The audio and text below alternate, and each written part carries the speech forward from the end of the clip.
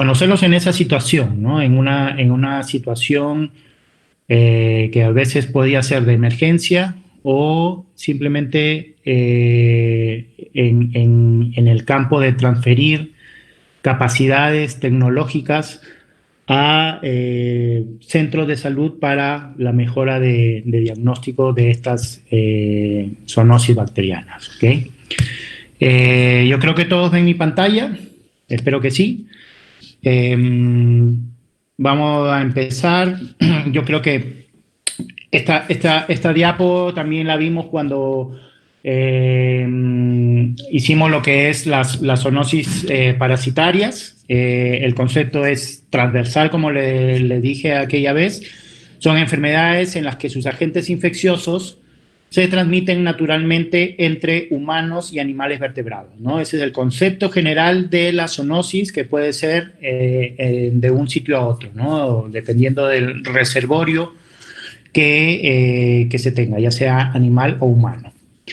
Y entre las zoonosis bacterianas, las más importantes desde el punto de vista de salud pública y de emergencia sanitaria están la leptospirosis, la peste, brucelosis, el carbunco o anthrax, la enfermedad de Lyme y la tularemia y fiebre Q, que tienen un contexto más fuera del Perú, pero que también se encuentran bajo observación, de acuerdo a los lineamientos de la OPS y la OMS, ¿no? Mientras haya vectores y reservorios, siempre existe la probabilidad de que emerjan estas enfermedades, ¿no? Recuerden los conceptos de emergencia y reemergencia que vimos durante la clase de zoonosis parasitarias, ¿ok? Entonces, vamos a hablar acerca de algunas de ellas, bueno, casi prácticamente de todos los ejemplos. Las vías de transmisión, básicamente, en el caso de estas zoonosis, ¿no?, que se transmiten a través de los animales, puede ser a través de mordeduras o arañazos de animales, por estar en contacto con animales de consumo, o animales de caza, o animales de ganadería. Muchas veces están expuestos las personas, los agricultores, los veterinarios, están muy expuestos, ¿no? Más en el contexto de bacterianas que en el contexto de parasitológico, ¿no? Y principalmente hay intermediarios en muchas de ellas, como vamos a ver, hay intermediarios como las pulgas, las garrapatas o los piojos, ¿no? Y de manera indirecta, darse una transmisión a través de cambios ecológicos, ¿ok? Inundaciones, terremotos, lluvias, o en el caso de nosotros, en esta parte de Sudamérica, estamos expuestos al fenómeno del Niño, por ejemplo, ¿no? También se pueden transmitir a través de aerosoles, ¿okay? Como vamos a ver en el caso de peste o en el caso de carbunco. Igualmente, los aerosoles intervienen directamente en la transmisión, ¿okay? Son de importancia en salud pública en el Perú y en el mundo. Algunas de ellas están consideradas como emergentes, y dependiendo del área geográfica también como reemergentes. Por lo tanto, son enfermedades zoonóticas que están sujetas a vigilancia epidemiológica, ya sea de notificación inmediata o de notificación semanal, ¿no? Los reportes semanal que vemos de la Dirección General de Epidemiología tienen que ver con la aparición o con el reporte de casos de cualquiera de estas enfermedades, ¿no? Como vemos, dentro de las zoonóticas están las virales, en el caso de rabia humana silvestre, rabia humana urbana, RHS, RHU, el caso de carbunco y peste, que son de notificación inmediata, y de notificación semanal tenemos a la leptospirosis y el ofidismo y el loxocelismo, que también están considerados dentro de estas categorías zoonóticas, ¿okay? Que la vamos a ver ya luego en el curso de parasitología, ¿no? Pero son de notificación semanal. Como estas son enfermedades que se transmiten por el contacto con los animales, el Servicio Nacional de Salud Agraria, el SENASA, y en conjunto con el Ministerio de Salud han establecido la vigilancia epidemiológica en el caso de epizootias, ¿no? ¿Qué son las epizootias?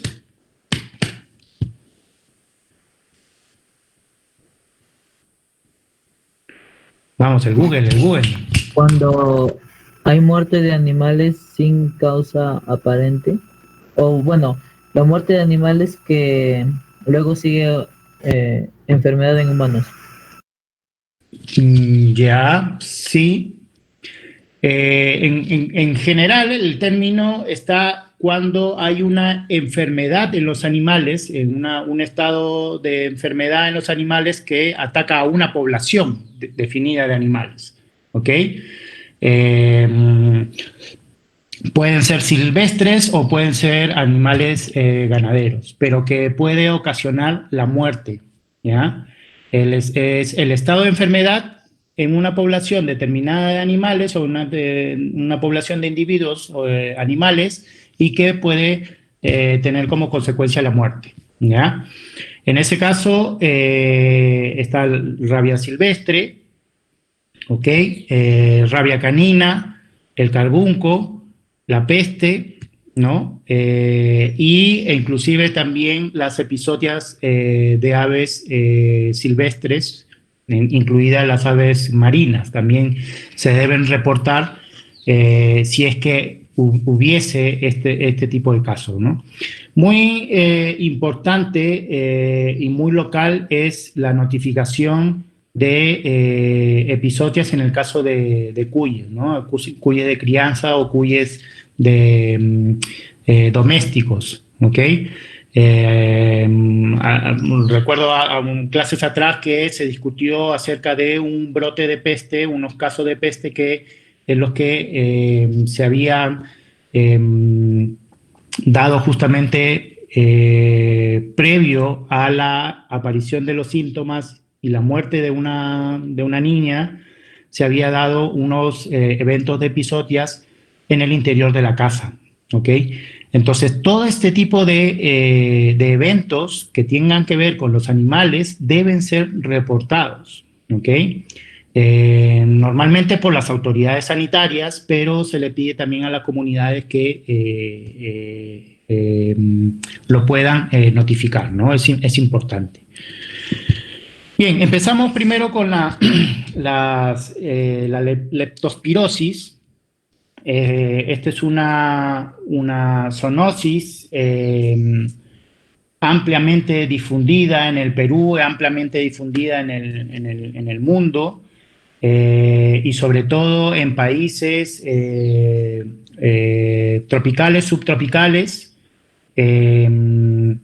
Está ocasionada por estas espiroquetas, como ven aquí en esta fotografía de barrido, de microscopía electrónica de barrido, ¿no? La forma típica helicoidal alargada de estas espiroquetas, con los extremos que son abiertos y que forman como ganchos. Son bacterias muy pequeñas, son aeróbicas estrictas y tienen un crecimiento lento, ¿ya? Tienen una movilidad, si uno las ve vivas en el microscopio, se están moviendo, parecen unos gusanillos, pero en verdad son bacterias, ¿ok? Y son los causantes de la enfermedad de Weil, ¿ok? La enfermedad de Weil o la leptospirosis está muy asociada a cuando la persona entra en la, un animal y la bacteria puede entrar por las mucosas o por alguna laceración en la piel, ¿ya? Esa es la vía de entrada. Entonces, hay dos fases, por decirlo así, o dos tipos de leptospirosis con diferentes manifestaciones clínicas. En la fase, por decirlo, aguda, se presenta una leptospirosis anictérica. Es una bacteremia moderada, ¿no? Que es muy parecida o encaja en lo que vendría a ser un síndrome febril agudo, ¿no? Con sintomatología muy similar a un resfrío común, a influenza, en algunos casos con fiebre, escalofríos, cefalea intensa, con dolor retroorbital y en algunos casos puede generar fotofobia. Ya en casos un poco más severos, con una carga bacteriana considerable, hay náuseas, vómitos, dolor muscular, tos, dolor y en algunos casos más severos y que están inmunocomprometidos puede haber hemoptisis. El problema con la leptospirosis es que justamente como tiene una sintomatología muy similar a un resfrío común o una influenza, pues la gente simplemente tiende a automedicarse, no acude al centro de salud o simplemente lo deja pasar, ¿no? Si no tiene acceso si no tiene acceso al centro de salud y la enfermedad progresa, ¿no?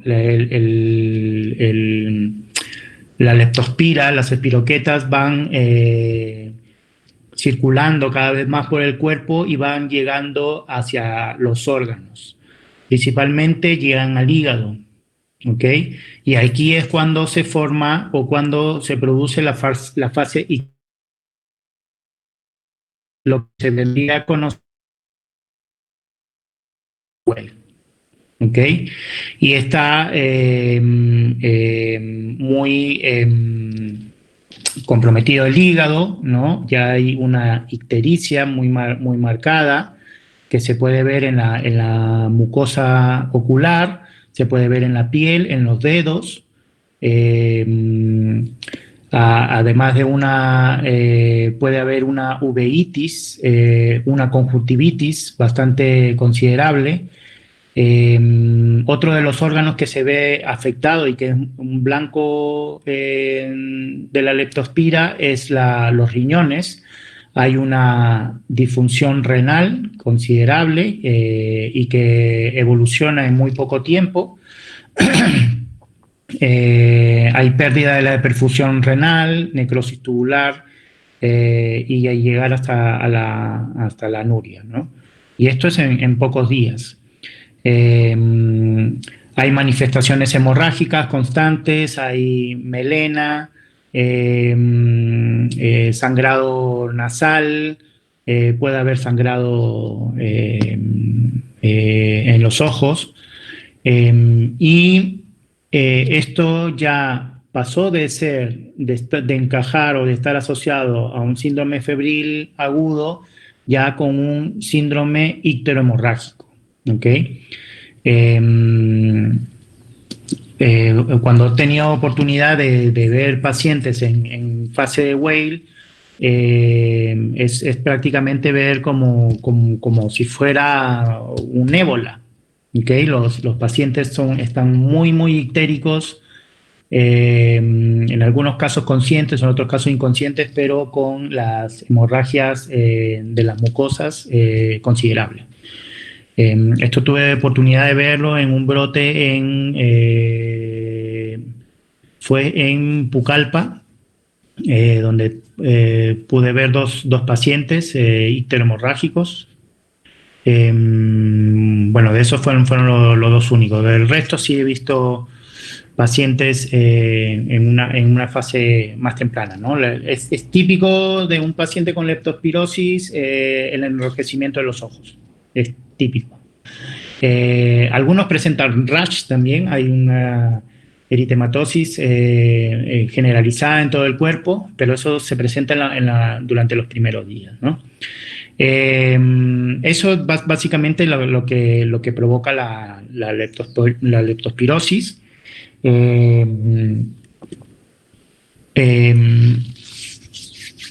Bueno, yo creo que hay un cambio de orden. Bueno, las espiroquetas son bacterias, pero como tales se diversifican del otro grupo de bacterias gram positivas en una rama filogenética.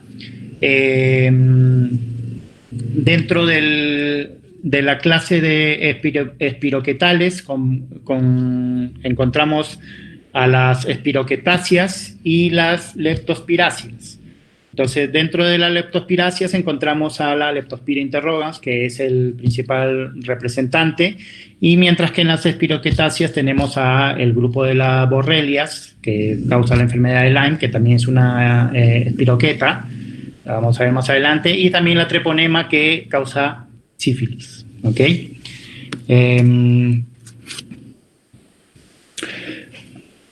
Dentro de las leptospiras, es muy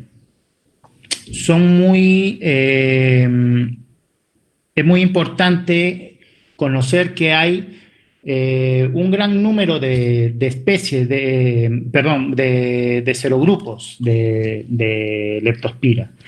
Dentro de las leptospiras patógenas encontramos a Leptospira interrogans, que es la más ampliamente difundida, y que cada uno de estos serogrupos o serobares tienen que ver con justamente la reacción inmunológica. De acuerdo a esa clasificación, es de acuerdo a la reacción inmunológica que se ha convenido de acuerdo a la cepa de referencia que se obtiene de cada especie, ¿no? Y ahí encontramos algunos serogrupos, algunos serobares de los que están nombrados aquí, por lo menos creo que Cerroe o Edomadis no están ampliamente difundidos en el país. Después, todos los demás tenemos aquí en el país. ¿Ya? En Perú circulan más de 20-25 serobares de Leptospira interrogans y que son causantes de la enfermedad y que pueden ser causantes de diferentes grados de la enfermedad. Algunos están más comprometidos con la enfermedad de Whale que otros. ¿Okay? Después,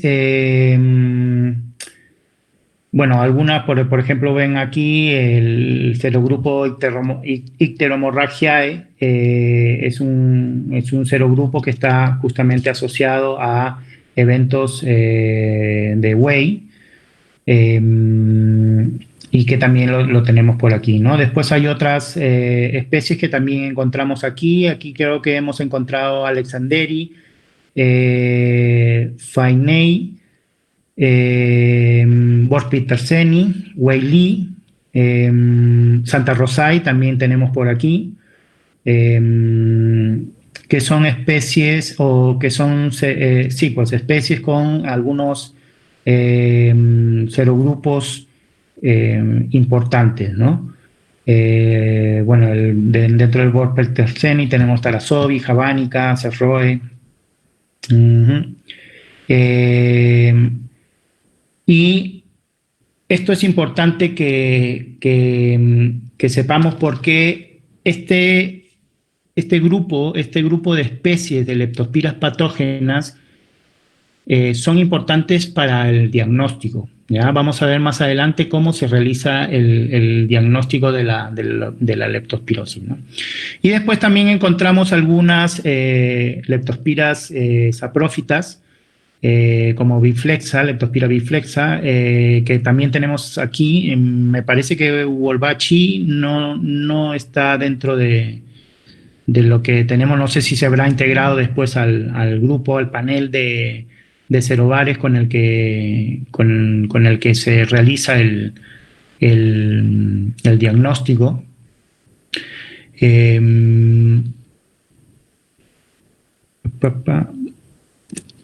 Bueno, entonces, como les decía, las mayoría de serobares presentados en la anterior tabla las encontramos aquí en el país. Y estos serobares, algunos de ellos están más asociados con determinados reservorios, ¿ok? Por ejemplo, todos estos son de Leptospira interrogans, ¿ya? Por ejemplo, en el cerdo podemos encontrar en los serobares Pomona y Tarasovi, ¿ok? Entonces, si nosotros vamos a un brote y vemos que la cercanía a la localización geográfica de ese brote hay un criadero de cerdos, por ejemplo, entonces es muy posible que los serobares predominantes que encontremos en esta zona de este brote puedan ser Pomona o Tarasovi. ¿Okay? Y así, para los vacunos encontramos Javyo, Pomona, Gripotifosa, en el caso de caballo, Bratislava, Canícola, en el caso de perro. En el caso de rata tenemos Icteromorragia y Copenhageni. En el caso de ratones tenemos Balloon, Arboria, BIM, marsupiales, Gripotifosa, y en el caso de murciélagos, Sinopteri y Wolfi. ¿Ok? Entonces, esto nos puede dar una idea. Si en la zona del brote no hemos encontrado un reservorio, pero sí hemos encontrado alguna inmunoreacción con alguno de estos serobares, entonces ya también igualmente nos puede dar una sospecha de cuál es el posible reservorio y qué es lo que tenemos que ir a buscar, ¿no? Es importante que conozcamos bien esto, ¿ya? Y la primera tabla y la otra tabla, ¿no? Ahora, ¿qué pasa en el Perú con la leptospirosis? La leptospirosis tenemos algunos factores determinantes, principalmente en zonas de selva, pero no es exclusivo de zona de selva. La leptospirosis la podemos encontrar en cualquier parte del Perú, ¿ok?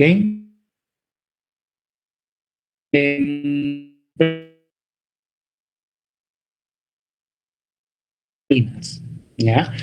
Pero en la costa y en toda la zona de la selva vamos a encontrar leptospirosis. Y justamente tienen que ver con zonas en las cuales no hay un adecuado acceso sanitario, donde las fuentes de agua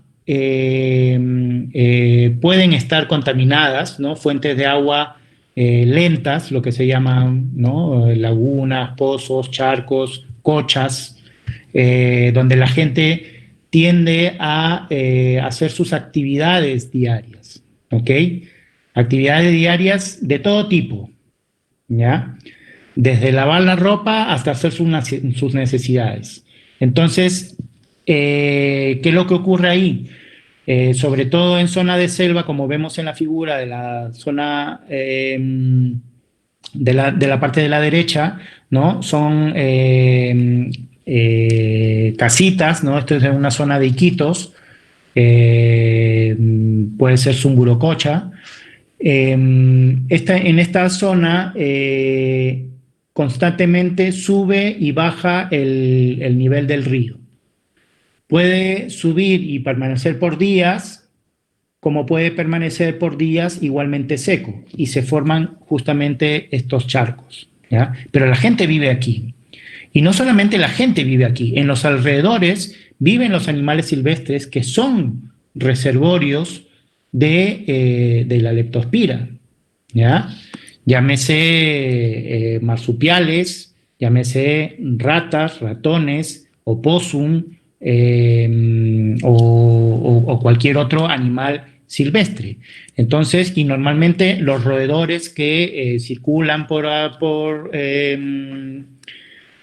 estas zonas, esta gente tiene animales domésticos, perros, gatos, chanchos, etcétera. Entonces, todo estos son factores determinantes, ¿no? Para que la gente se pueda contaminar, ¿no? El lavado de ropa, el almacenamiento, los pozos, el caminar descalzo, etcétera, ¿no?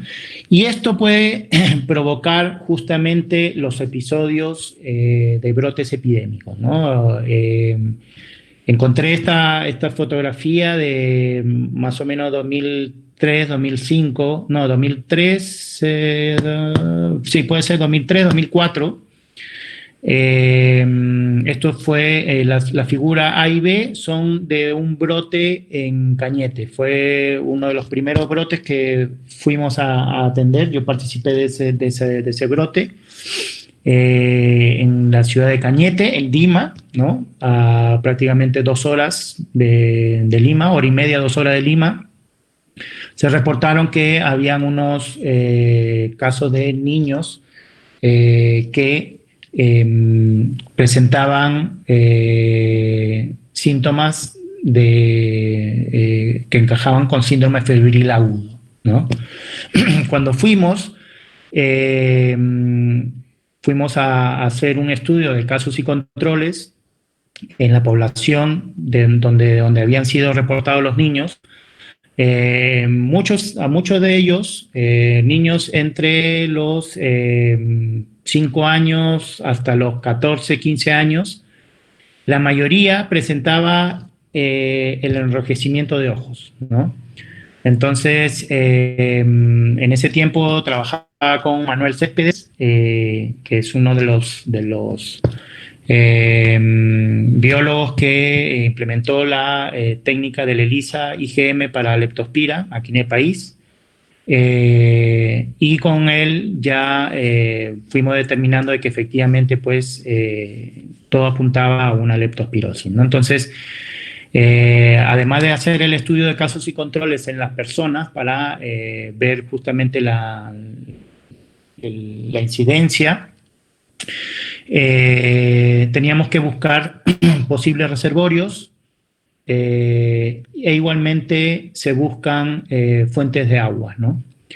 En el lado de atrás encontramos, en el lado de atrás de este barrio, encontramos justamente lo que se aprecia en la figura A, ¿no? En la figura A y B, que son niños bañándose en zonas de aguas, por decirlo, estancadas, ¿no? Esto es una sequía, esto es parte de una sequía. Aquí está la salida del agua de la sequía. Y estos niños se bañaban aquí, ¿no? Esto ocurrió en los meses de verano, allá en Cañete, Lima, hace mucho calor. Y claro, estos niños para refrescarse se iban a estas aguas, ¿no? Tomamos muestras del agua, ¿no? Y efectivamente encontramos leptospiras en el agua, ¿no? Entonces, aquí posiblemente esta era la fuente por la cual se habían contaminado estos niños, y todo el resto de la población estaba expuesta, ¿no?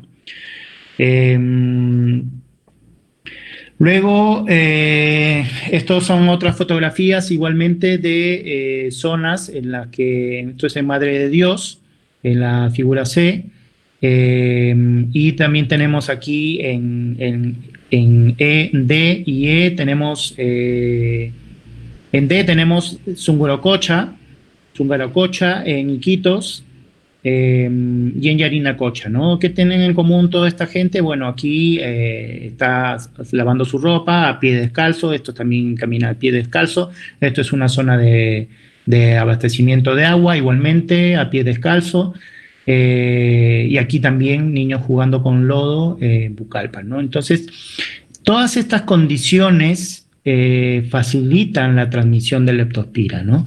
Estas son zonas que, claro, durante el día el humano, hace sus actividades normales, pero durante la noche, ¿qué ocurre? Que normalmente los roedores bajan a buscar alimento y agua y hacen sus necesidades, su orina principalmente, porque en los animales, en los reservorios, la leptospira se alberga en los riñones principalmente. ¿Ok? Entonces, y la forma de excreción en la orina es por donde salen las leptospiras. Entonces, en la orina contaminan estos cuerpos de agua y por la mañana nuevamente las personas están expuestas a esto. ¿Ya? Es una de las principales fuentes de contaminación.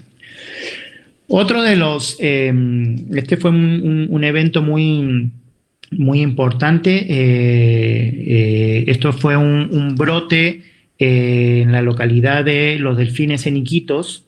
Creo que aquí está el mapa. Sí, este de aquí es.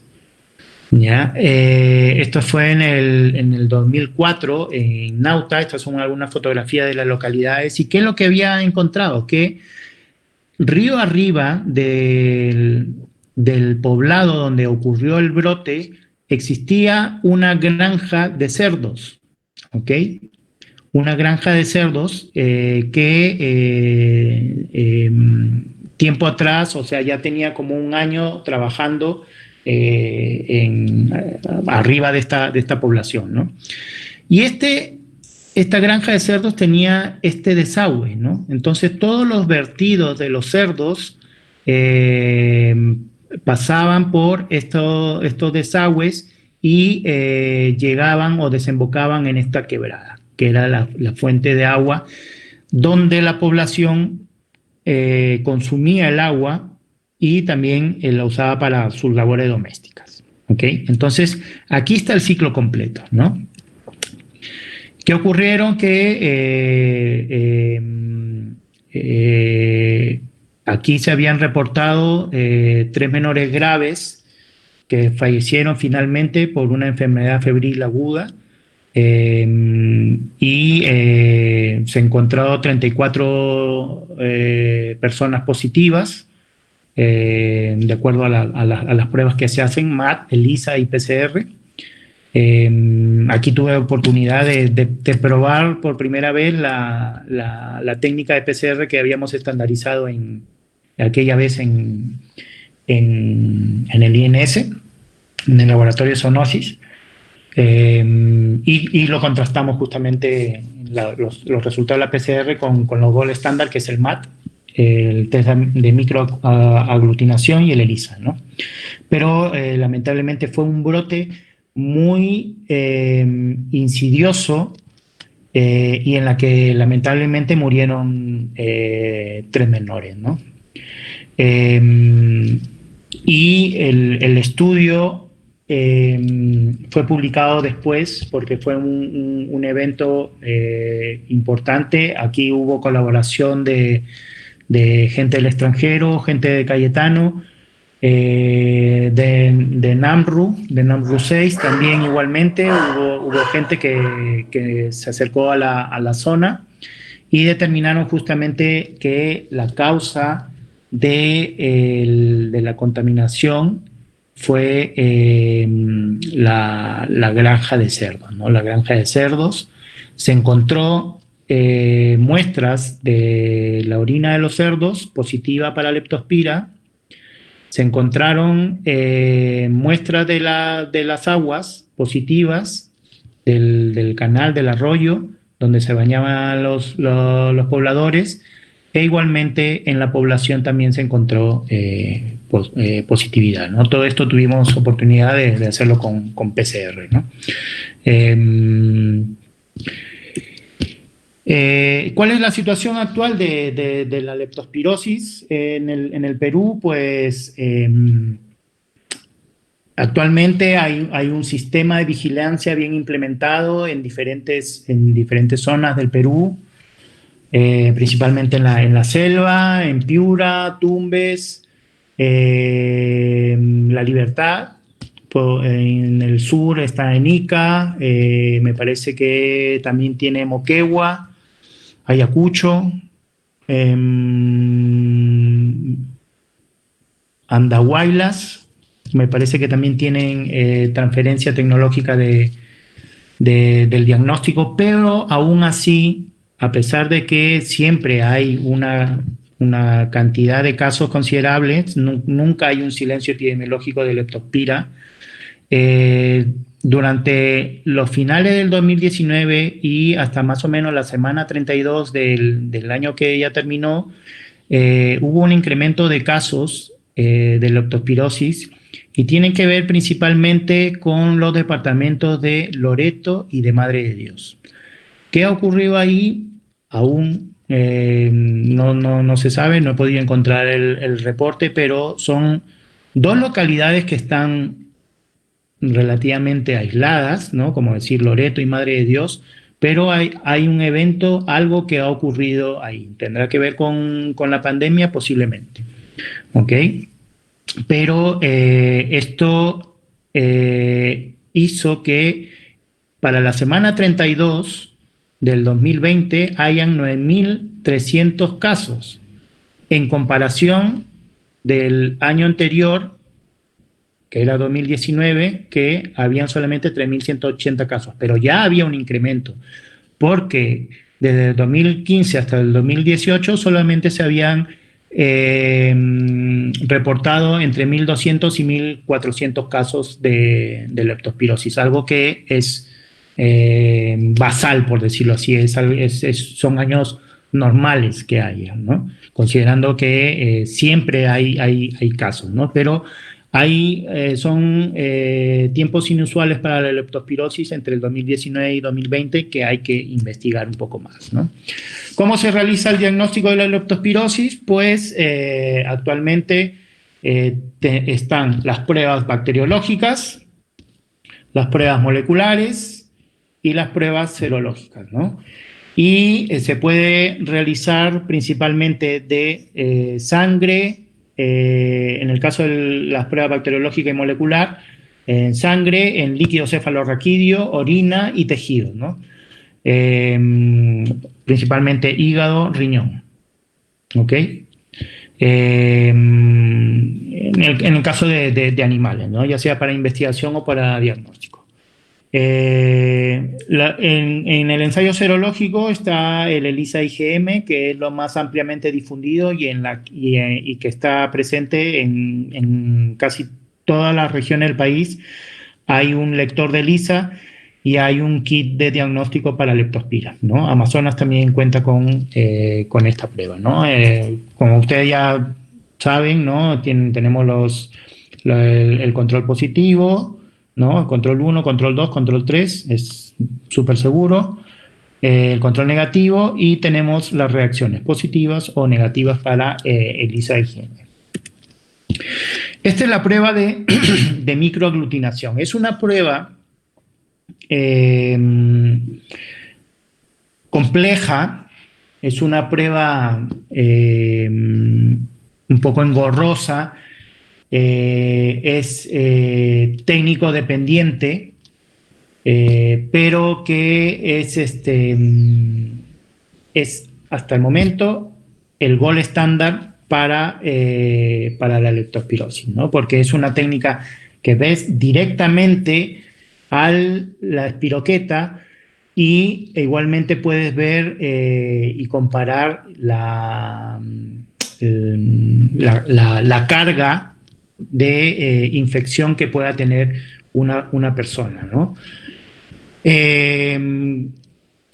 Esto básicamente es tener en cultivo los diferentes serobares, ¿no? El INS, esta prueba se realiza solamente en el Laboratorio Referencial Nacional del INS, ¿ok?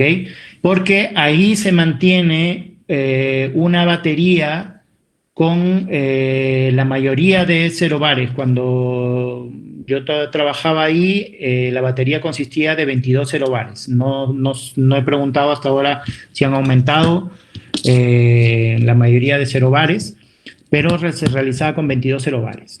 Entonces, se tienen en cultivo, constantemente se está manteniendo en cultivo vivo todos los días esta batería, ¿no? Y cuando se va a realizar la prueba, se hacen una serie de diluciones, ¿no? De cada uno de los serobares. De los serobares se va haciendo una serie de diluciones.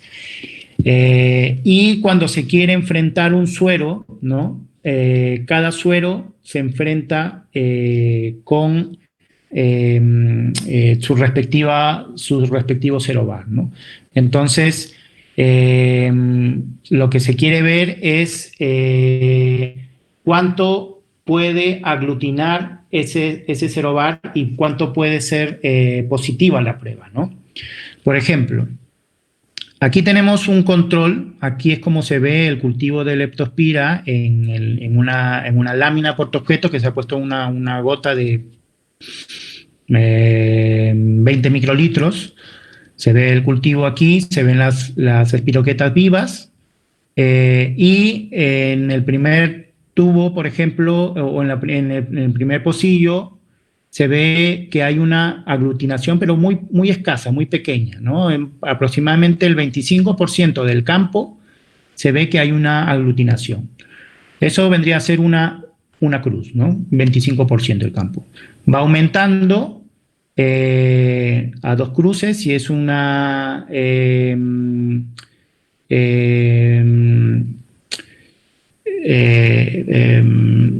si es hay un 50% o la mitad del campo está aglutinado, aquí si ya prácticamente el 75% de aglutinación, aquí esto ya es una reacción de 4 cruces cuando hay una lámina con 100% de aglutinación, ¿no? Y esto es una lámina también con 100% de aglutinación y esta es una lámina con 100% de lisis, ¿ya? Cuando ya es, la reacción ya es muy, muy fuerte, ¿no? Entonces, eso quiere decir que los títulos del anticuerpo son muy altos, ¿ok?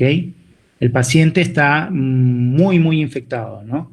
Entonces, cuando se reporta en la prueba, se reporta, sí, efectivamente, es positivo para Leptospira interrogans, serobar Bratislava, 4 cruces.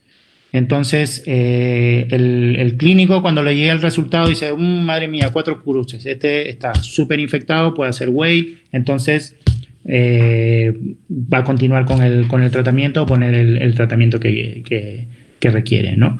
Para eso se realiza esta técnica del test de microaglutinación, ¿no? O aglutinación microscópica, MAT.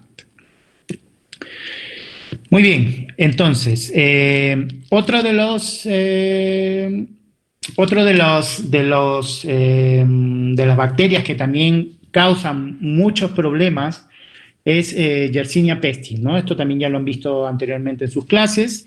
Una bacteria anaeróbica facultativa, gram negativa, pertenece a las enterobacteriáceas, y se clasifican de acuerdo a biobares, ¿no? Dependiendo del análisis bioquímico que se haga para determinar qué biobar es, ¿no? Principalmente a través de una prueba por fermentación de glicerol, reducción de nitrógeno, ¿no? Para para el Biovar antiqua, y medievalis y el orientalis. Y en el caso del Biovar microtus, se ve también si es negativo para alavinosa, ¿ya? Para reducción de alavinosa.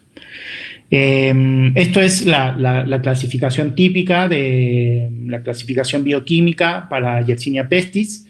Hay dentro del uso de nuevas técnicas moleculares, la clasificación molecular ha permitido reagrupar de cierta manera ciertos biobares, ciertos subtipos, ¿no? Y así van apareciendo cada vez más, ¿no? Aún no hay consenso para esto. La Yersinia pestis ha sido protagonista de epidemias históricas, tal cual como la que estamos viviendo ahora por coronavirus, principalmente en épocas medievales. Hay 3 de ellas. Algunos consideran como propiamente 3.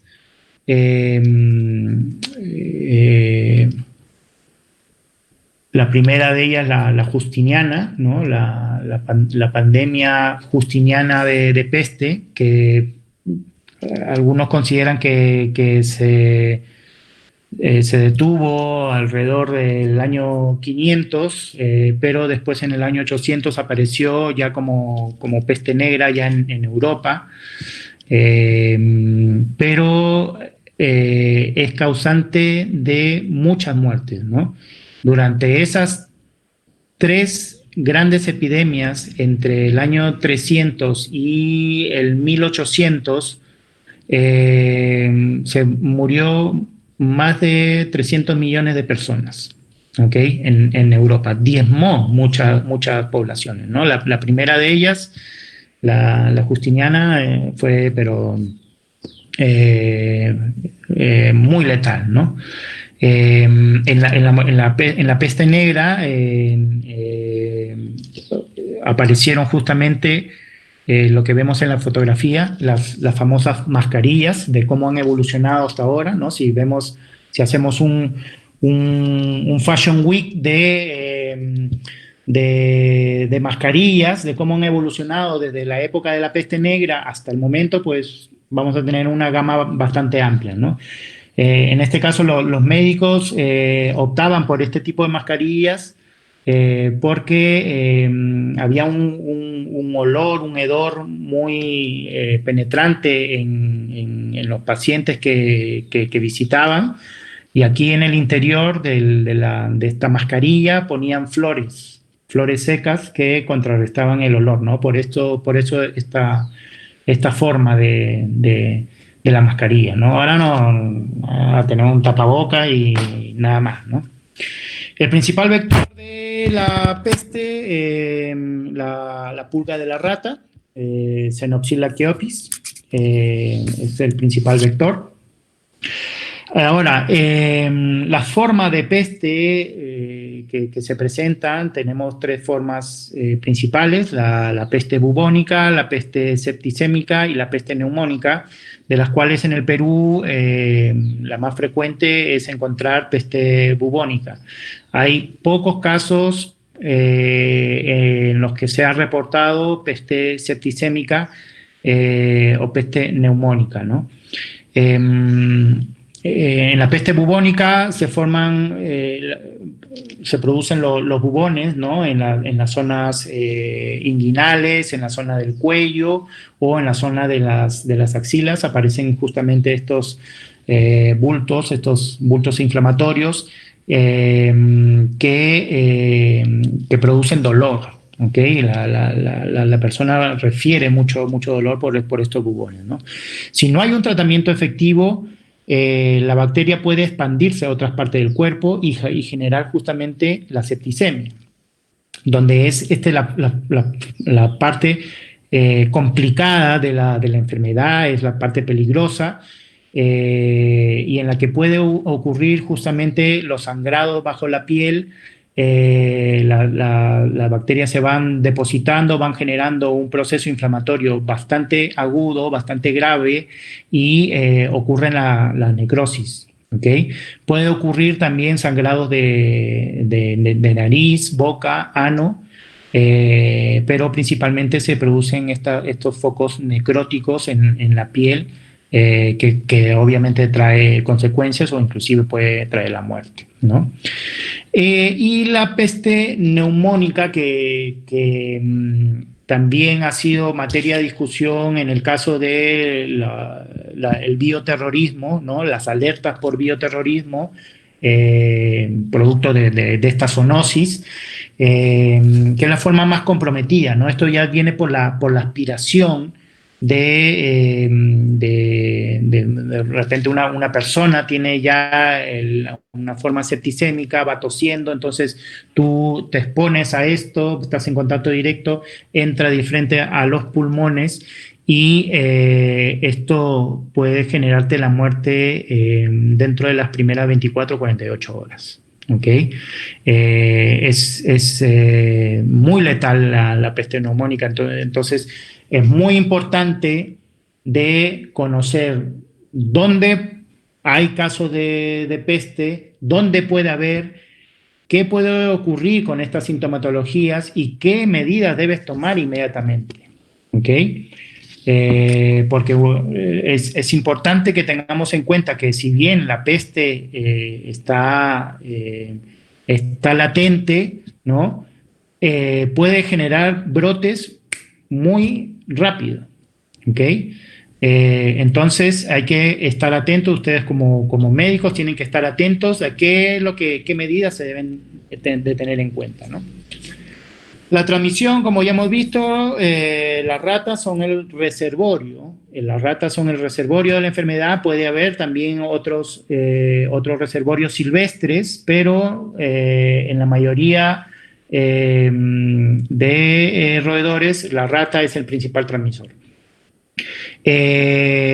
Cuando ocurre un evento en el que hay una aparición de peste, de Yersinia, normalmente antecede una epizotia, ¿ok?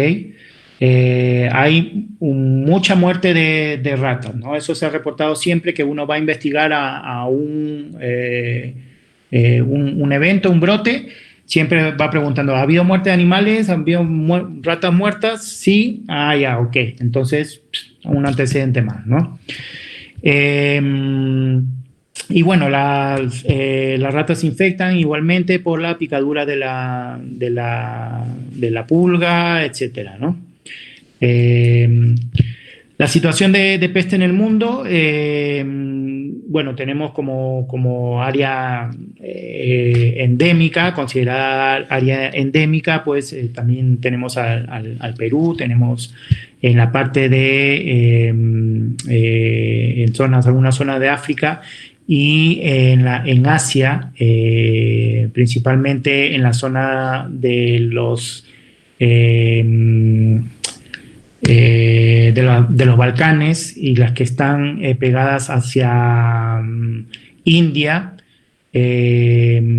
tenemos la presencia de pestes con brotes esporádicos de peste, ¿no?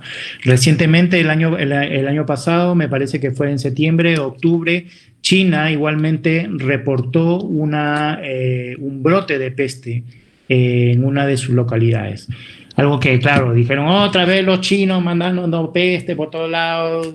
Bueno, esto ocurre siempre en esas zonas, Entonces, no hay que... Y por aquí en América, pues en Estados Unidos siempre hay, en las zonas montañosas, en las montañas rocosas, Perú, Ecuador, Bolivia, son sitios donde hay también igualmente peste recurrente, ¿no?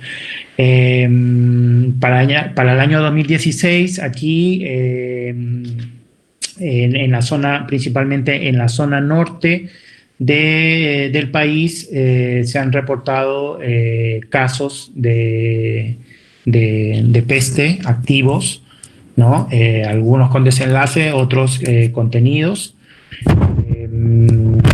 En algunos casos se ha reportado reemergencia, ¿no? Es decir, zonas en las que hubo un silencio completo de circulación de peste, pero a partir del año 2009 en La Libertad se volvieron a reportar casos de peste. No se sabe si es que mejoró realmente el diagnóstico o verdaderamente hubo una transmisión de algún lugar hacia La Libertad.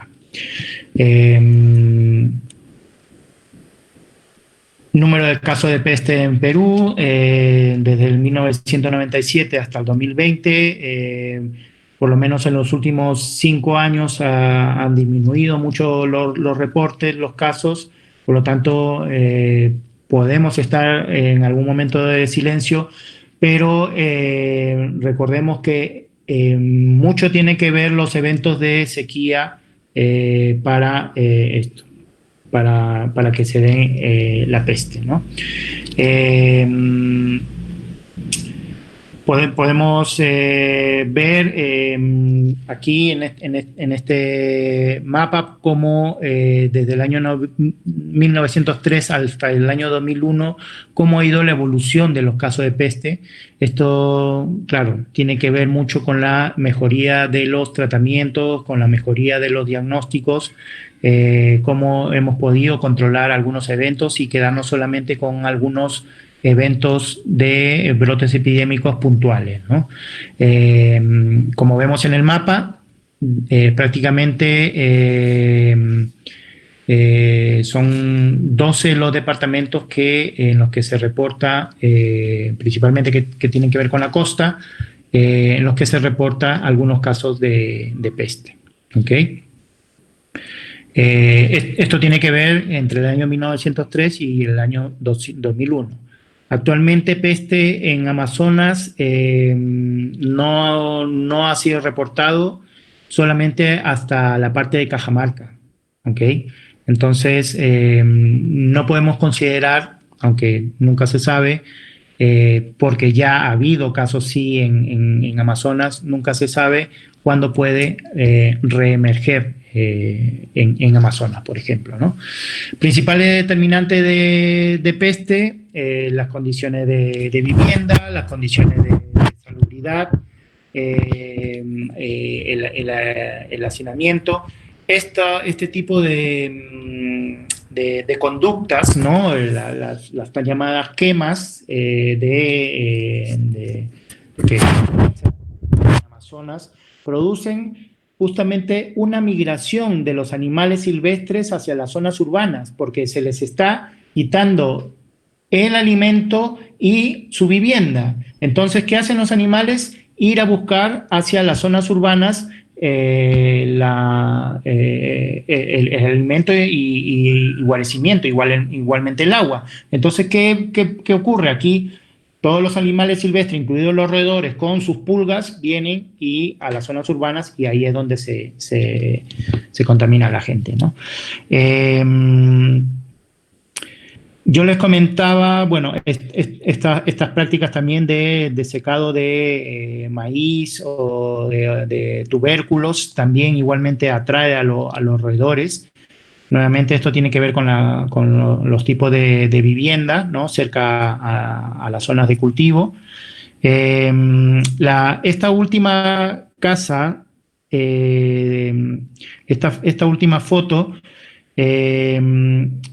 tiene que ver mucho con la casa que yo les contaba del caso que fui a revisar en Jaén, de la familia en la que una niña había fallecido, una niña de creo que era 6 años. Ya la casa era tal cual la ven, ¿ok? Y ahí, bueno, tuvimos que pernoctar y pasar la noche, ¿no? Para el lado de aquí no se ve en la foto, pero el criadero de cuyes estaba aquí a un lado y por el lado de atrás tenía los pollos y la familia vivía al interior de esta casita, ¿no? Muy humilde, pero con un alto riesgo de contraer peste como ocurrió, ¿no? En el diagnóstico tenemos las técnicas de cultivo, como ven aquí, una placa de agar sangre, se aprecian las colonias, estas colonias, si uno las visualiza muy de cerca, tienen una particularidad, que tienen una concavidad en el centro, ¿no?, que asemeja a un huevo frito. ¿Okay? Son colonias muy típicas de Yersinia pestis. Si uno lo quiere, o quiere asegurar el diagnóstico, también se siembra en un caldo de cultivo BHI, un caldo de cultivo cerebro-corazón. Aquí podemos ver en el lado izquierdo un cultivo de Yersinia pestis que no produce turbidez como normalmente producen otros cultivos bacterianos, ¿no? Como vemos aquí al costado, este es otra especie de Yersinia. Aquí se forman como unos coágulos. Las colonias que forma Yersinia pestis en el caldo son como unos coágulos. Se forman como unas estalactitas, les llaman algunos, ¿no? Entonces, es muy típico el crecimiento en estalactitas en caldo de Yersinia pestis, ¿no?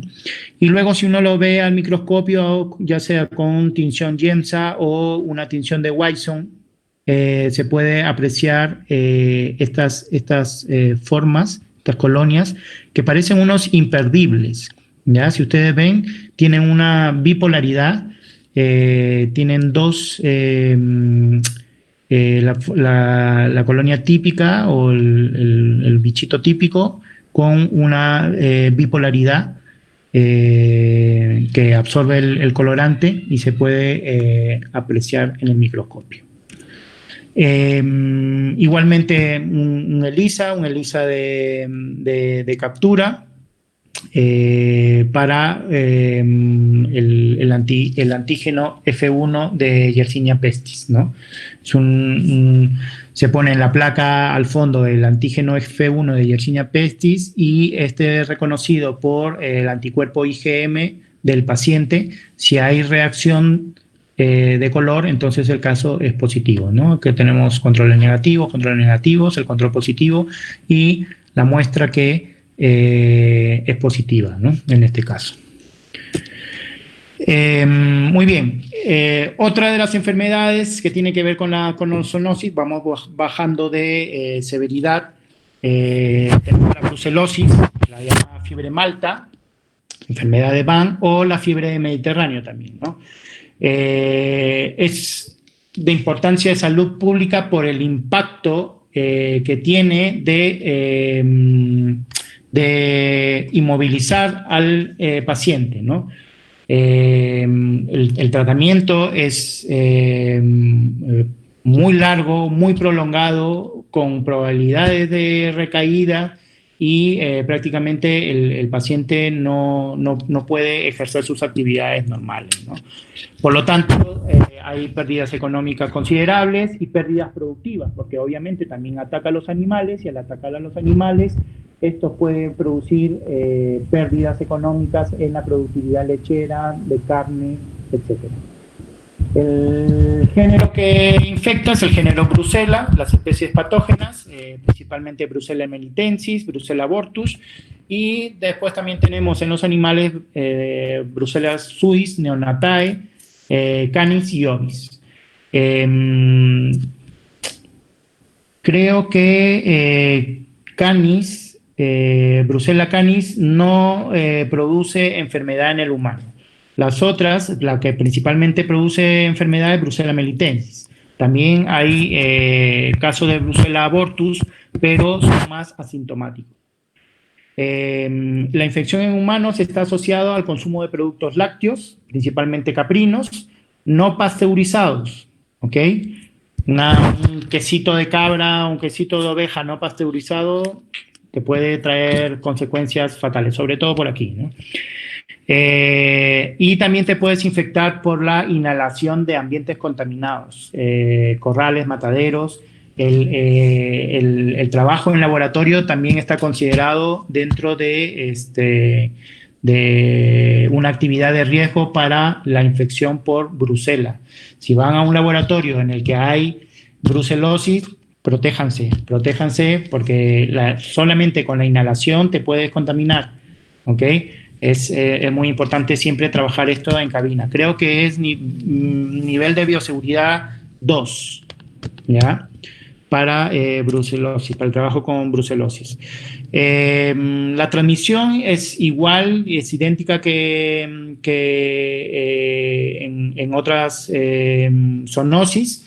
Hay el reservorio salvaje, ¿no? Que pueden ser conejos, liebres, los roedores silvestres, jabalí,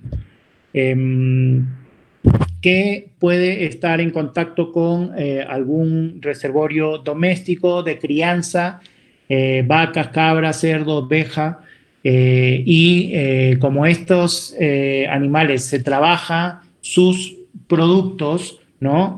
Productos lácteos, por ejemplo, es muy común en los países mediterráneos estas prácticas. La cadena epidemiológica va en la leche y sus derivados y la ingestión por el hombre, ¿no?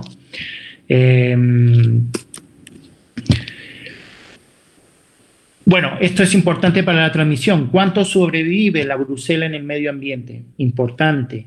Por ejemplo, en el suelo y el estiércol puede sobrevivir 80 días, ¿ok? 80 días puede sobrevivir en el suelo y el estiércol. El polvo, 15 a 40, leche a temperatura ambiente de 2 a 4 días. El queso puede estar por 60 días, ¿ok? Las técnicas de curación de quesos, ¿no? Los quesos curados, justamente se dan por estas prácticas, se dan para esto, ¿no? Además de tener y coger un sabor diferente, ¿no? En el agua, a 25 grados, una temperatura, por decir, ambiente, puede sobrevivir hasta 10 días, ¿no? Descarga vaginal mantenida en hielo, bueno, 210 días, es súper estable ahí, ¿no? Sintomatología, esto básicamente empieza por una fiebre ondulante, ¿no? Va y viene esta fiebre, a veces va más que todo por las noches, a veces va por el día, etcétera, ¿no? Escalofríos y sudor, cefaleas, malestar general, dolores articulares, es completamente inmovilizante, la debilidad y la esterilidad en un caso crónico, ¿no? También puede ser causante de esterilidad. Manifestaciones sistémicas de la brucelosis tiene diferentes etapas, la etapa aguda, la subaguda y la crónica. La temporalidad es muy importante en la brucelosis, ¿no? La fase aguda puede uno tener sintomatología hasta aproximadamente 3 meses. Mayormente en el primer mes se alcanza la sintomatología más severa. En la etapa subaguda puede llevar de 3 meses a 1 año, y en la etapa crónica puede ser más de 1 año, ¿no? Mayor a 1 año, ¿no? Igualmente, bueno, la manera de detectarlo básicamente es serológica. El diagnóstico bacteriológico,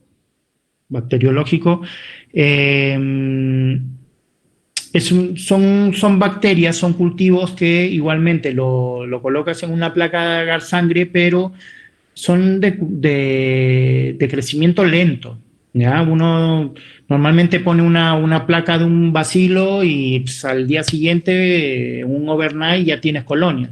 Aquí no. Puede pasar 24, 48, normalmente creo que se ponen las placas hasta por 5 días para poder visualizar. Son de crecimiento muy lento. Puedes colocar en agar sangre, agar chocolate, en TCA también. Las colonias son muy típicas, son colonias lisas, y tienen, bueno, aquí está pixeleada la foto, pero tienen una refringencia, son translúcidas, son una colonia muy, muy bonitas. No son hemolíticas, bueno, algunos otros medios en los cuales también puedes realizar, ¿no?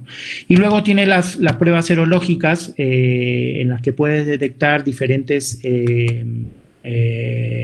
inmunoglobulinas, para ver dependiendo de en qué etapa está. La más usada en casi todos los laboratorios, inclusive los laboratorios de primer nivel, algunos de ellos tienen rosa bengala, que se realiza solamente en una placa, en un cuadrado, con creo que son 16 campos, ¿no?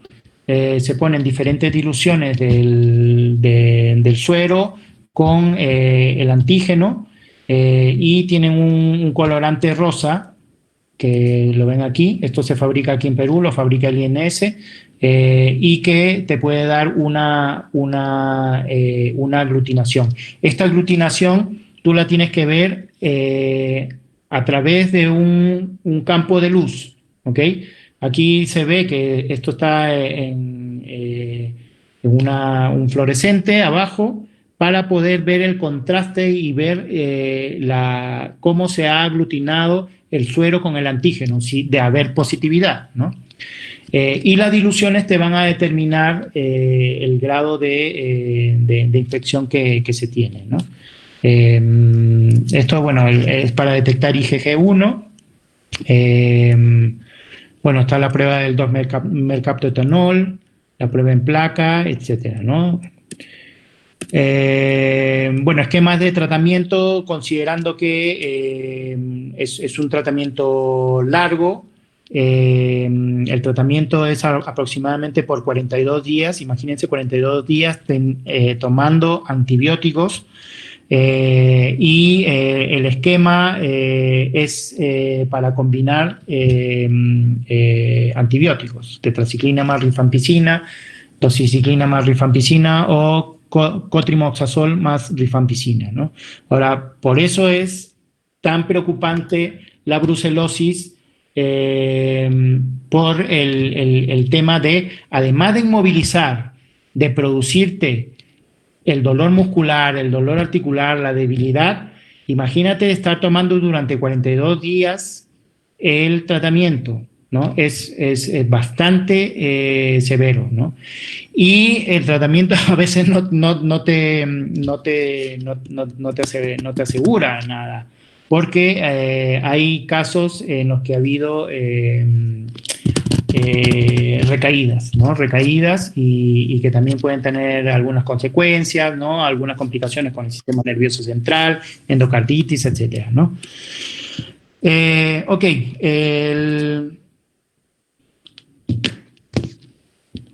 el carbunco o antrax, ¿no? Ya nos quedan dos. Tenemos como agente etiológico, tenemos al Bacillus anthracis, que son bacillus muy, muy pequeños, de 4 o 8 micrómetros aproximadamente. Es un patógeno que su virulencia está generada por dos factores principales, las exotoxinas binarias.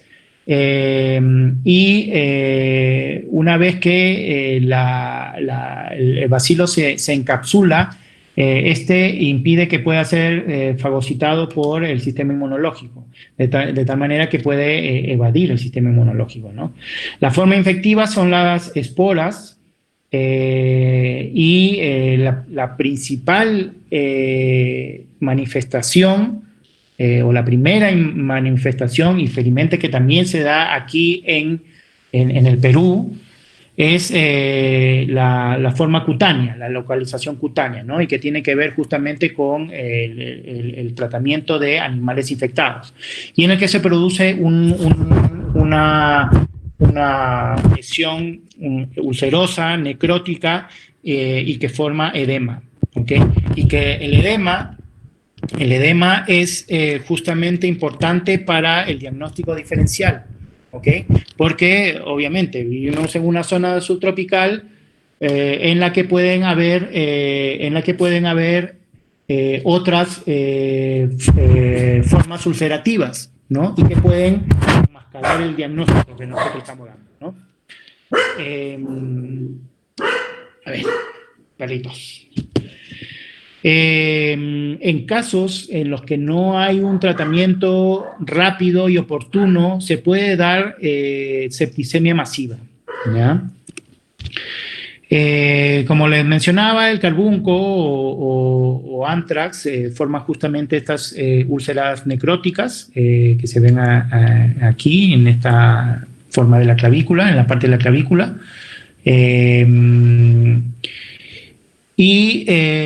Bueno, básicamente el método de transmisión es cuando hay un animal enfermo, puede ser bovinos, caprinos, cerdos, normalmente en su mayoría son bovinos, pero no solamente se infecta o se contamina el animal, sino que se contamina con esporas todo alrededor donde ha estado localizado el animal. E inclusive cuando muere el animal, bueno, la muerte es muy fea, se dan unas hemorragias, tanto nasales, bucales y anales, pero toda esa zona queda completamente contaminada, ¿ok? Completamente contaminada. Y ahí es donde uno puede contaminarse, ¿no? Tiene el ganadero, ¿no? Se acerca, ve al animal infectado, ¿no? Lo trata de atender o qué sé yo, o ya ve al animal muerto, se acerca, voy a enterrarlo, voy a quemarlo, y ahí es donde se puede contaminar. ¿Okay? ¿Y qué ocurre, no? ¿Qué ocurre en el humano? La patogénesis en el humano, pues tienes la forma cutánea, que era lo que estábamos, les estaba comentando. Luego tiene la forma gastrointestinal, si es que ocurre la ingestión de Bacillus anthracis por agua o alimentos. Hay gente que de repente no sabe, hoy se murió el animal, hay que matarlo, hay que faenarlo de una vez antes que se pudra. Pum, lo cortan, lo faenan y ahí ocurre. Y la forma intestinal se puede manifestar náusea, vómito, fiebre, dolor abdominal, diarrea con sangre, una inflamación del líquido acítico, toxemia, ¿no? La toxina del bacillus se esparce por todo el cuerpo y puede generar un shock. ¿Ok? La mortalidad en esta fase es alrededor de un 50%. Y luego tenemos el anthrax pulmonar y meningitis inhalacional, que provoca una muerte en una fase hiperaguda, donde la principal manifestación es una mediastinitis, que se ve básicamente en la radiografía. Es un mediastino ancho, ¿no? Un tronco de mediastino que se ve en la radiografía. Y esta forma pulmonar y la meningitis es la que está asociada con el bioterrorismo, ¿ok? Está asociada con el bioterrorismo, ¿no? La inhalación de esporas. No sé si ustedes recuerdan, en los años 2000, entre el 2000 y 2005, una alarma porque en Estados Unidos te mandaban sobres con esporas de anthrax, tú abrías tu sobre, uy, ¿qué es esto? A ver, inhalabas y te morías. Es parte del bioterrorismo, ¿no? Había una alerta mundial sobre eso. Lo mismo pasaba con Yersinia pestis, ¿no? Prevención y control, básicamente, vacuna. La vacuna en animales es importante. Se han hecho estudios, no sé si hay, no. Se han hecho estudios en los que en zonas donde ha habido campañas de vacunación, simplemente han disminuido los casos de carbunco animal y los casos de carbunco humano. Donde no hay vacunación, aparecen los casos de carbunco, ¿ok? Tanto humano como como animal. Y por otro lado, dentro de las prácticas, la mejor de las prácticas es el rociado de cal, ¿no? En las zonas donde han muerto animales, y a los animales no se les entierra, se les incinera, ¿ya? Los animales deben ser incinerados y deben ser manejados con un equipo especializado, que inmediatamente esto se notifica a SENASA. Los de SENASA saben qué hacer, ¿ok? Distribución del carbunco en el mundo, pues estamos dentro de los países que está considerado endémico el carbunco. Estas son las principales zonas donde encontramos carbunco en el país, principalmente la zona norte y la zona central, hasta Lima, Ica, y no lo encontramos hasta Moquegua y Tacna. Parece ser que Arequipa se salva. Ok, pero normalmente lo encontramos en la zona norte y tiene que ver con prácticas ganaderas. Los últimos brotes de carbunco principalmente se han dado en Piura, en Ica, bueno, en Lima, no en la zona urbana, obviamente, pero sí en las provincias de Yauyos, en Huaral, creo, Huacho creo que fue, que también fuimos a un brote de anthrax ahí. Bueno, este es un ejemplo de un brote de carbunco. Esta es una notificación de abril del 2015 en la región de Chulucanas, en Piura, aquí nomás, cerca. Aquí hubo en esta zona, primero se notificaron los casos de recreo. Aquí una de las personas que había estado manipulando el cuero de un animal, ¿no? Había habido una epizotia, y para no perder el cuero, faenó a este animal que se murió súbitamente y se contaminó.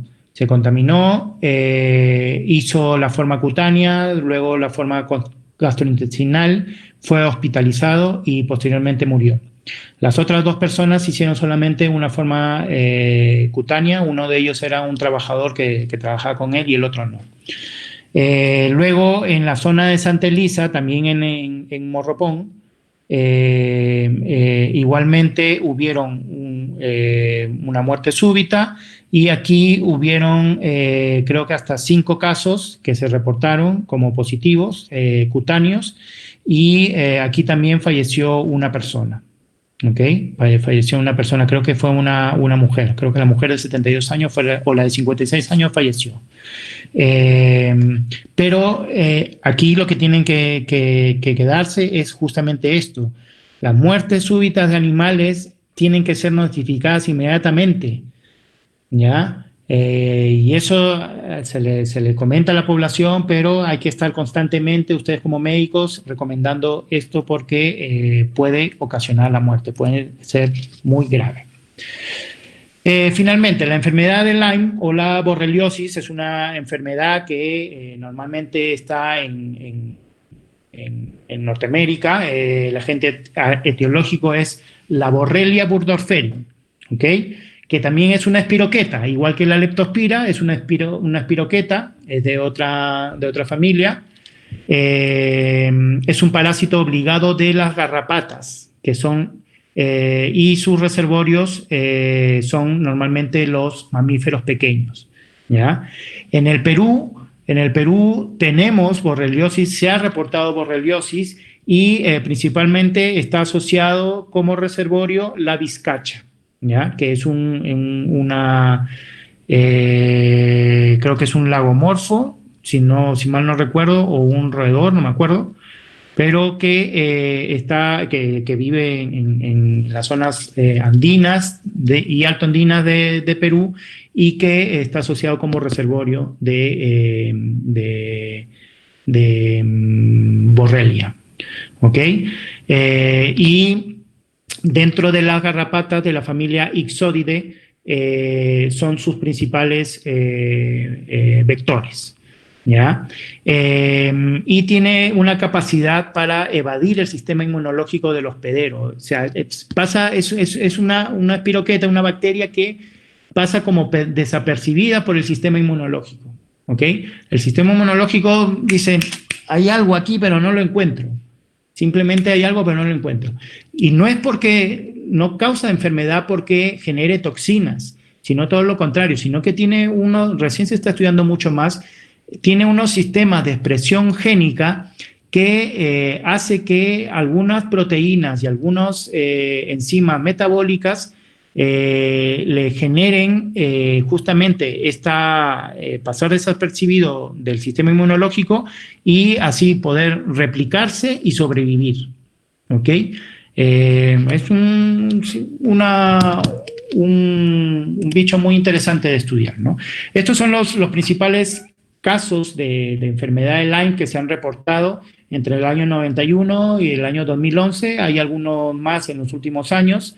Bueno, principalmente este de Martha Glennie del 2004, en el que tuve oportunidad también de participar indirectamente con ellos. Análisis serológico. Fue un brote que se dio en Piura y Amazonas, donde se encontró prácticamente el 10% de los individuos presentaban anticuerpos para Borrelia burgdorferi. ¿Ok? Entonces pero hay que estudiar más, hay que estudiarlo más. Es muy importante que a través del diagnóstico no solamente haya métodos de diagnóstico serológicos, porque a veces también se pueden mascarar con otras espiroquetas. Entonces hay que estudiar un poco más esta enfermedad desde el punto de vista de diagnóstico, mejorar el diagnóstico. ¿Ok? Y bueno, esto es distribución geográfica de los reportes a nivel mundial. A nivel país, son muchos los países, sobre todo en Sudamérica, en los que se ha reportado actividad de enfermedad de Lyme. ¿Ok? Circula, pero hay que trabajar mucho más en el diagnóstico efectivo, ¿no? Estados Unidos es una de las zonas donde más hay Borrelia burgdorferi, pero a un nivel subnacional. O sea, los reportes son solamente puntuales, focalizados en diferentes estados. ¿Ok? En cambio, en Sudamérica sí se reportan a nivel nacional. Sintomatología, bueno, principalmente produce lo que se llama un rash que se conoce como eritema migrans, ¿no? En la zona de la picadura de la garrapata aparece justamente este eritema que se va extendiendo, se va extendiendo de forma concéntrica y puede llegar a agrandarse bastante de una manera considerable, ¿no? Los síntomas son similares a la influenza, por eso que también se enmascara, fiebre, dolor de cabeza, escalofríos, etcétera, ¿no? En los casos severos, hay casos severos en los que puede estar asociado con un síndrome de Parry-Romberg. Esto es como una afasia, una atrofia muscular de la piel, como se ve aquí, que no hay que quitarle de vista este tipo de sintomatología, ¿no? Porque muchos pueden decir, sí, puede ser una enfermedad congénita, alguna atrofia, una esclerosis puede ocurrir, etcétera. Pero puede estar asociado a una enfermedad de Lyme. ¿Okay? La fase aguda es sintomática, como lo hemos mencionado anteriormente. Después hay una diseminación temprana que puede durar entre semanas o meses, en los que puede aparecer taquicardia, visión borrosa, problemas neurológicos, y después hay una diseminación tardía que puede durar meses o años. con una dermatitis, trastornos neurológicos más graves y empieza a aparecer la artritis permanente, ¿no? Una de las secuelas graves de una infección por Lyme, mal curada, mal tratada, es la artritis permanente, ¿no? Y que puede desencadenar en una fase crónica que con una recurrencia de síntomas neurológicos y desórdenes musculoesqueléticos que también tienen que ver con Parry-Romberg y que van a traer como consecuencia un tratamiento antibiótico prolongado o de por vida, ¿no? Por lo mismo que no se sabe dónde anda en el cuerpo la Borrelia burgdorferi. Listo, muy bien muchachos. ¿Alguna pregunta? Chao.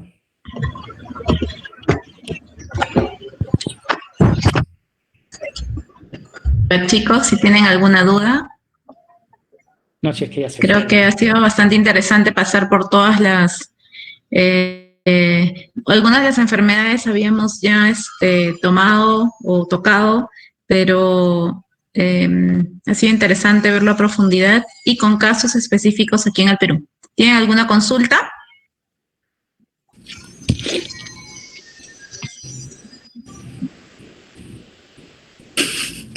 No entendieron. Todo claro para el examen. Ah, genial. Entonces ya sabemos ya que de esta clase hay que poner la mayor cantidad de preguntas para el examen. Va a ser un examen así de toda la zoonosis. Un examen de toda la zoonosis. Porque han visto las parasitarias, las bacterianas, faltarían las virales nomás, que son más grandes todavía. Imagínate. Muy bien, bueno, entonces... me voy. Nos vemos, chicos, mañana. Muchas gracias. Ya, nos vemos mañana. Adiósito. Muchas gracias, Rafael, por la presentación.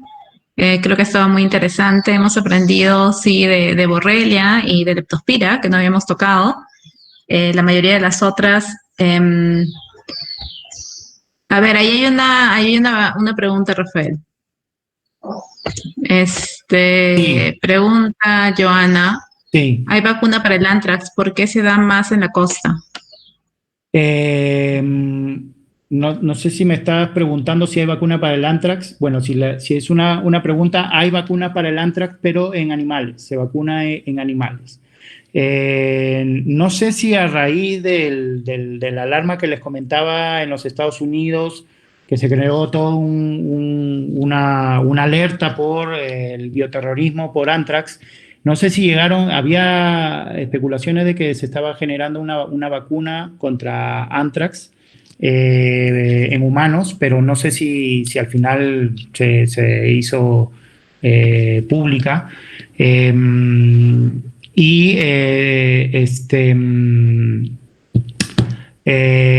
Pero en animales sí es obligatorio, por lo menos aquí en el Perú, que es endémico, que el anthrax, sí es obligatorio que se vacune a los animales, principalmente al ganado vacuno, contra anthrax.